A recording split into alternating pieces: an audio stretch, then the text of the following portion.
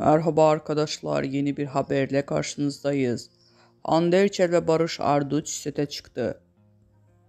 Hande Erçel uzun süre sonra ekranlara dönmeye hazırlanıyor. Müjdeli haberi sosyal medya hesabı üzerinden paylaşan güzel oyuncu, rol arkadaşı Barış Arduç ile sete çıktı.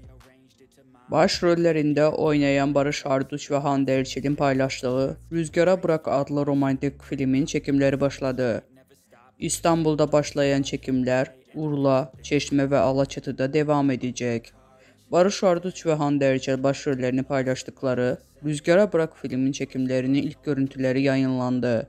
Oyuncuların birlikte pozları "Biz sete çıktık, ilk ve en tatlı kareleri sizlerle paylaşmak istedik" notunu bıraktı. Bizden bu kadar arkadaşlar. Videoların devamını gelmesini istiyorsanız da kanalımıza abone olmayı unutmayalım. Hoşçakalın.